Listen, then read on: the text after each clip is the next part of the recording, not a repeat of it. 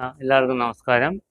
കഴിഞ്ഞ 30 വർഷക്കാലമായി PSC പരീക്ഷാ പരിശീലന രംഗത്ത് നിൽക്കുന്ന വ്യക്തി എന്നുള്ള നിലയിൽ ഒന്ന് രണ്ട് കാര്യങ്ങൾ നിങ്ങളെ പറയാം. അതായത് നമ്മൾ ഈ അക്കാഡമിക് രീതിയിൽ കണക്ക് അല്ലെങ്കിൽ ബാക്കിയുള്ള കാര്യങ്ങൾ പഠിച്ചാൽ നമുക്ക് പരീക്ഷ എഴുതാൻ വളരെ ബുദ്ധിമുട്ടായിരിക്കും. അതേസമയം നമ്മൾ കൂടുതൽ എളുപ്പ വഴികളും ടിപ്പുകളും ആശ്രയിച്ച് പഠിച്ചാൽ നമുക്ക് PSC പരീക്ഷ കൂടുതൽ എളുപ്പമായി തരും. അങ്ങനെയുള്ളൊരു പഠന രീതിയാണ് ഇവിടെ നമ്മൾ ആവിഷ്കരിച്ചിരിക്കുന്നത്. അപ്പോൾ ഇവിടെ നമുക്ക് ഈ OA മുതൽ സെക്രട്ടേറിയറ്റ് അസിസ്റ്റൻ്റ് വരെയുള്ള എല്ലാ പരീക്ഷകൾക്കും PSC പതിവായി ചോദിക്കുന്ന ചോദ്യമാണ് ട്രെയിനിനെ സംബന്ധിച്ചുള്ള കണക്ക്. അപ്പോൾ ഈ ട്രെയിനിനെ സംബന്ധിച്ചുള്ള കണക്ക് അതിന് പ്രത്യേക ഫോർമുലയുണ്ട്, അങ്ങനെ ചെയ്യാം. പക്ഷെ ആ ഫോർമുലയൊന്നും കൂടാതെ നമ്മൾ അല്പം യുക്തിസഹമായി ചിന്തിച്ചാൽ അത് എളുപ്പത്തിൽ ചെയ്യാനുള്ള വഴിയാണ് ഇവിടെ പറയുന്നത്. അതായത് നമുക്ക് എത്ര പാടുള്ള ക്വസ്റ്റ്യൻ ആയാലും എഴുതാതെ പേനയെടുത്ത് ക്വസ്റ്റ്യൻ വായിച്ച് തീരുമ്പോൾ നമുക്ക് അതിൻ്റെ ഉത്തരം കിട്ടും. അത് ആദ്യം ഒന്ന് രണ്ട് കണക്കുകൾ നമുക്ക് പ്രയാസമായിട്ട് തോന്നുമെങ്കിലും നമ്മൾ പിന്നെ അത് പ്രാക്ടീസ് ചെയ്താൽ നിങ്ങൾക്ക് മനസ്സിലാവും ഇത് ഏറ്റവും എളുപ്പ വഴിയാണ്. അപ്പോൾ അത് നമുക്ക് ഒരു ക്വസ്റ്റ്യൻ ട്രെയിനിൻ്റെ ഒരു ക്വസ്റ്റ്യൻ നമുക്ക് ഒരു മിനിറ്റോ അല്ലെങ്കിൽ 45 സെക്കൻഡോ കൊണ്ട് നമുക്ക് ചെയ്യാൻ പറ്റും. അതേസമയം നമ്മുടെ ഫോർമുല ഉപയോഗിച്ചൊക്കെ ചെയ്യുകയാണെങ്കിൽ അത് ചിലപ്പോൾ നമുക്ക് കൺഫ്യൂഷൻ ഉണ്ടാക്കും, ചിലപ്പോൾ 2-3 മിനിറ്റ് ആകും. അപ്പോൾ ഈ ഒരു വഴി അതനുസരിച്ച് ഞാൻ ഒന്ന് രണ്ട് കണക്ക് പറഞ്ഞ് നിങ്ങൾക്ക് അതിനെ മനസ്സിലാക്കി തരാം. നിങ്ങളത് വീഡിയോ ആവർത്തിച്ച് കേട്ട് ബുക്കിൽ എഴുതി നിങ്ങൾ വച്ചിരുന്ന നിങ്ങൾക്ക് ആ കണക്ക് എല്ലാ സമയത്തും നിങ്ങൾക്കത് ഉപയോഗപ്പെടും. ഒരു ട്രെയിൻ 12 സെക്കൻഡ് കൊണ്ട് ഒരു ഇലക്ട്രിക് പോസ്റ്റ് മറികടന്നു. ട്രെയിനിൻ്റെ നീളം 150 മീറ്റർ എങ്കിൽ 250 മീറ്റർ നീളമുള്ള പാലം കടക്കാൻ എടുക്കുന്ന സമയം എത്ര എന്നാണ് ചോദ്യം. അപ്പോൾ ഈ കണക്ക് നമുക്ക് എങ്ങനെ ചെയ്യാം മനസ്സിലായില്ലേ? അപ്പോൾ ഇത് 150 മീറ്റർ നീളമുള്ള ട്രെയിൻ, അത് ഒരു ഇലക്ട്രിക് പോസ്റ്റ് കടക്കുക എന്ന് പറഞ്ഞാൽ ആ ട്രെയിനിന് ഒരു പോയിന്റ് കടക്കാൻ വേണ്ട സമയമാണ് 12 സെക്കൻഡ്.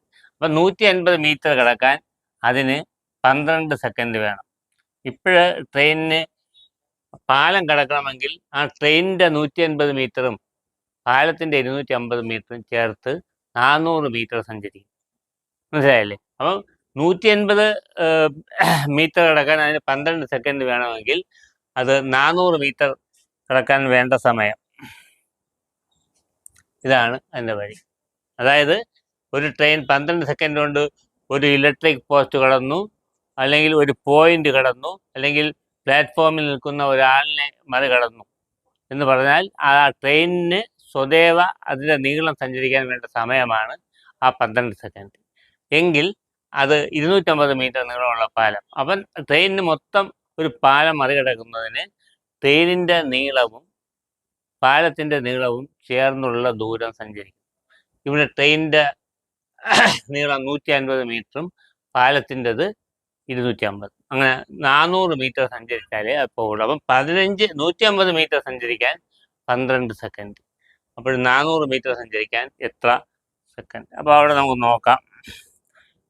3 പിന്നെ 15 8.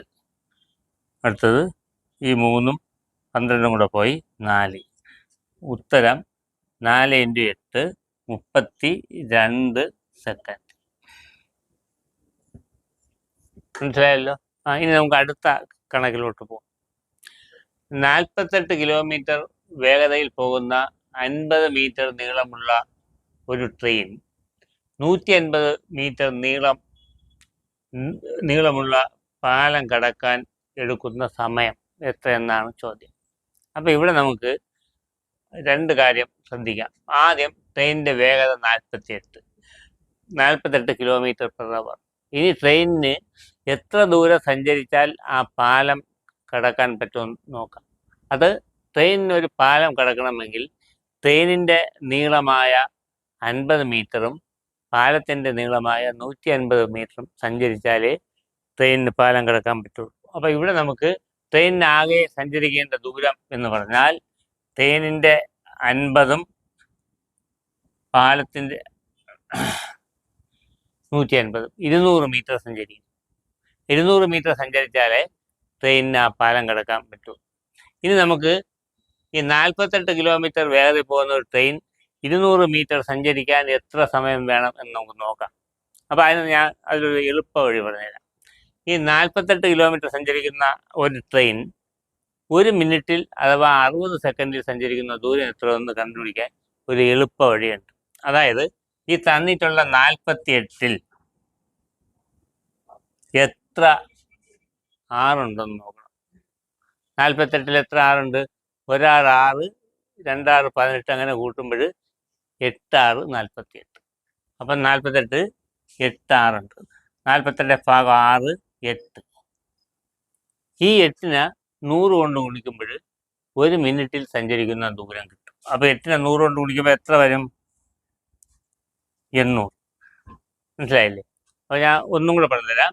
അതായത് ഒരു വേഗത നമ്മുടെ കയ്യിൽ കിട്ടിയാൽ അത് 1 മിനിറ്റ് കൊണ്ട് സഞ്ചരിക്കുന്ന ദൂരം എത്രയെന്ന് കണ്ടുപിടിക്കാൻ ആ തന്നിട്ടുള്ള വേഗതയിൽ എത്ര ആറുണ്ടെന്ന് നോക്കണം. ഇവിടെ തന്നിട്ടുള്ള വേഗത എത്രയാണ്? 48. 48-ൽ എത്ര ആറുണ്ട്? 8 ആറുണ്ട്. 8 6 48. അപ്പോൾ അതിനെ 100 കൊണ്ട് ഗുണിക്കുമ്പോൾ 800. ഇനിയിപ്പോൾ നമുക്ക് ട്രെയിനിന് സഞ്ചരിക്കേണ്ട ദൂരം എന്ന് പറഞ്ഞാൽ ട്രെയിനിൻ്റെ നീളം അധികം പാലത്തിൻ്റെ നീളം. ട്രെയിനിൻ്റെ നീളം 50, പാലത്തിൻ്റെ നീളം 150. അപ്പോൾ എത്രയായി? 200 മീറ്റർ. ട്രെയിൻ 200 മീറ്റർ സഞ്ചരിച്ചാൽ ആ പാലം കിടക്കും. അപ്പോൾ അതിൽ 800 മീറ്ററാണ് 1 മിനിറ്റിൽ. 1 മിനിറ്റ് അഥവാ 60 സെക്കൻഡിൽ 800 മീറ്റർ എങ്കിൽ 200 മീറ്റർ സഞ്ചരിക്കാൻ വേണ്ട സമയം. അപ്പോൾ 60 സെക്കൻഡിൽ 800, 60 സെക്കൻഡിൽ 800 അല്ലേ? അപ്പം ഈ 800-ഉം ഇത് 200-ഉം തമ്മിലുള്ള ബന്ധം 800-ന്റെ 4-1 200. അതുകൊണ്ട് 60 സെക്കൻഡിൻ്റെ 4-1 സമയം മതി പാലം കിടക്കുക. 60 സെക്കൻഡിൻ്റെ 4-1 എത്ര? 15 സെക്കൻഡ്. 15 സെക്കൻഡിൽ അത് 200 മീറ്റർ സഞ്ചരിക്കും. അപ്പം 15 സെക്കൻഡ് കൊണ്ട് ആ പാലം കിടക്കും. ഞാൻ ഒന്നും കൂടെ മനസ്സിലാക്കി തരാം. ആദ്യം നമ്മൾ ട്രെയിനിന് പാലം കടക്കാൻ സഞ്ചരിക്കേണ്ട ദൂരം എത്രയാണെന്ന് കണ്ടുപിടിക്കുക. അതിനെന്ത് ചെയ്യണം? ട്രെയിനിൻ്റെ നീളവും പാലത്തിൻ്റെ നീളവും കൂട്ടണം. ഇവിടെ ട്രെയിനിൻ്റെ നീളം 50, പാലത്തിൻ്റെ നീളം 150. അപ്പോൾ ആകെ സഞ്ചരിക്കേണ്ട ദൂരം 200 മീറ്റർ. അതിനെ നമ്മൾ ഓർമ്മിച്ച് വയ്ക്കുക, അല്ലെങ്കിൽ ഒരു സൈഡിൽ എഴുതുക.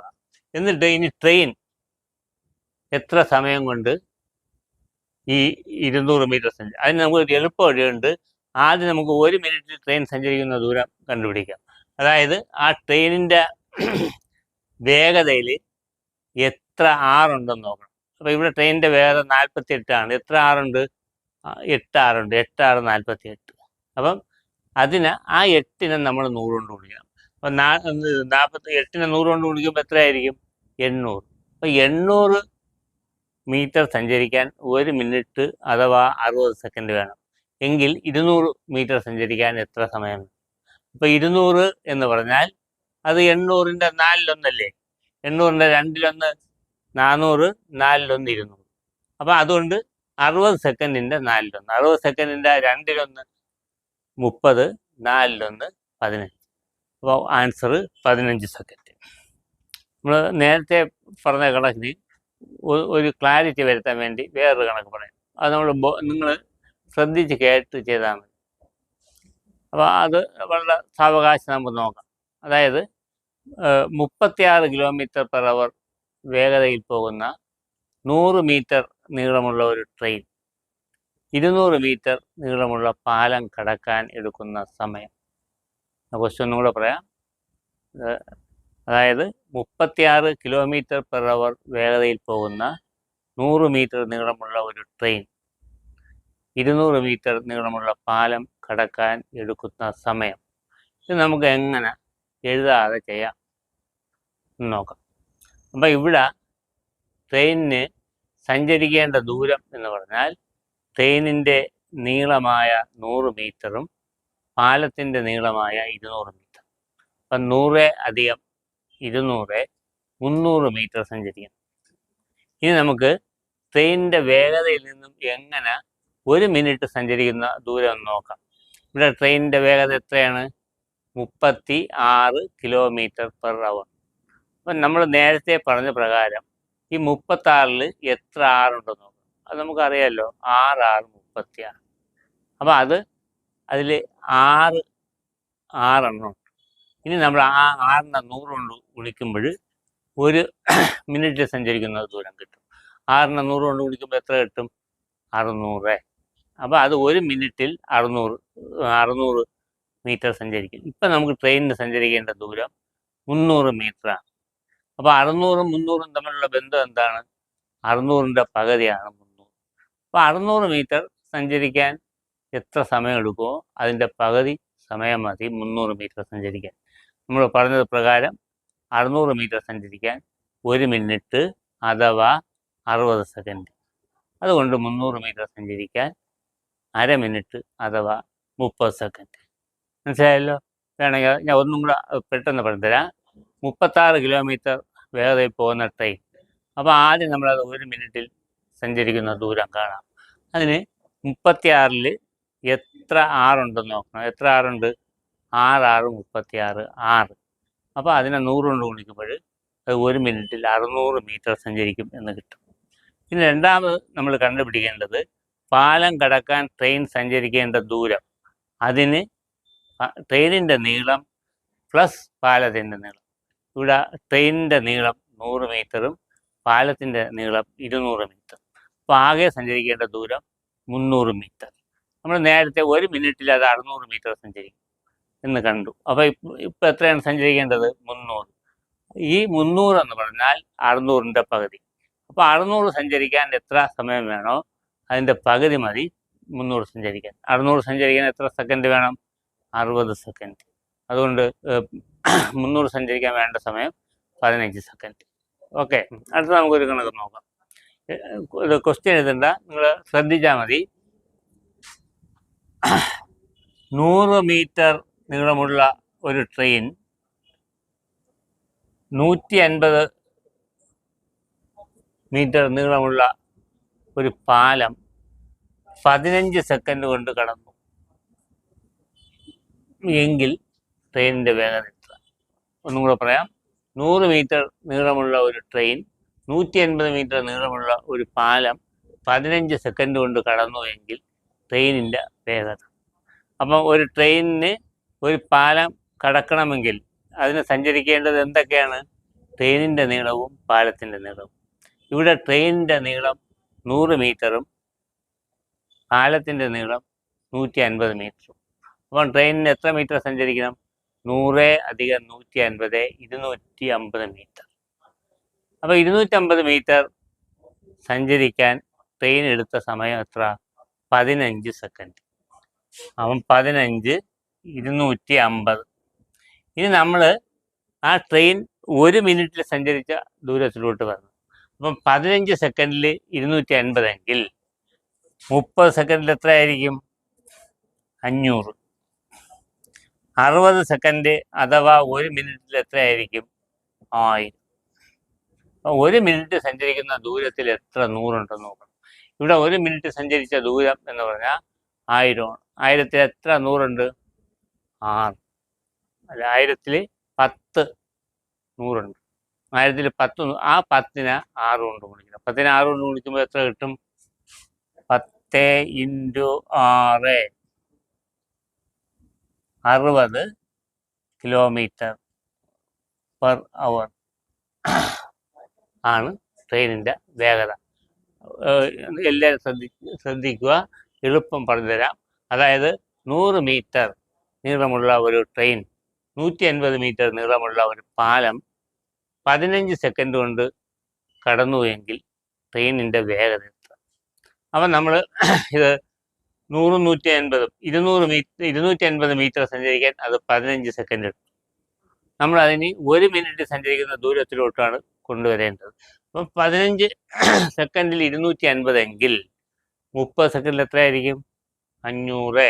അപ്പോൾ 30 സെക്കൻഡിൽ 500 ആണെങ്കിൽ 60 സെക്കൻഡിൽ എത്രയായിരിക്കും? 1000. അപ്പോൾ 60 സെക്കൻഡിൽ നമുക്ക് 1000 എന്ന് കിട്ടി. ഇനി നമ്മൾ ചെയ്യേണ്ടത് ഈ 1000-ൽ എത്ര 100 ഉണ്ടെന്ന് നോക്കും. 1000-ൽ എത്ര 100 ഉണ്ട്? 10. ആ 10-നെ 6 കൊണ്ട് ഗുണിക്കുമ്പോൾ വേഗത. അപ്പം അത് 10 × 6 60 km/h. ഇതാണ് ഇതിൻ്റെ എളുപ്പവഴി. ഇത് നമുക്ക് ആദ്യം 1-2 സമയം എടുക്കുമെങ്കിലും പിന്നീട് നമുക്ക് ആ ക്വസ്റ്റ്യൻ കൺക്ലൂഡ് ചെയ്യുമ്പോൾ തന്നെ ഉത്തരം കിട്ടും. ശരി, ഓക്കെ. ഈ ട്രെയിനിനെ സംബന്ധിച്ചുള്ള കണക്കുകൾ ഈ പ്രകാരം ചെയ്യുകയാണെങ്കിൽ നിങ്ങൾക്ക് സമയം ലാഭിക്കാൻ പറ്റും. നമ്മൾ ഒരു ഫോർമുലയും ഡിപ്പെൻഡ് ചെയ്യാതെ നമ്മൾ ഇതനുസരിച്ച് ഞാൻ പറഞ്ഞതനുസരിച്ച് ആ ട്രെയിനിൻ്റെ വേഗതയിൽ എത്ര ആറുണ്ടോ അതിനെ 100 കൊണ്ട് ഗുണിക്കുമ്പോൾ 1 മിനിറ്റിൽ സഞ്ചരിക്കുന്ന ദൂരം കിട്ടും. അപ്പോൾ അതനുസരിച്ച് നമുക്ക് അരമിനിറ്റ് സഞ്ചരിക്കുന്ന വേണ്ട സമയം എന്ന് പറഞ്ഞാൽ അതിൻ്റെ പകുതി എടുത്താൽ മതി. 2 മിനിറ്റ് ആണെങ്കിൽ അതിൻ്റെ ഇരട്ടി എടുത്താൽ മതി. അങ്ങനെ അത് നമുക്ക് ഒരുപാട് സമയം ലാഭിക്കാൻ ഈ മെത്തേഡ് നിങ്ങൾക്ക് ഉപകാരപ്പെടും.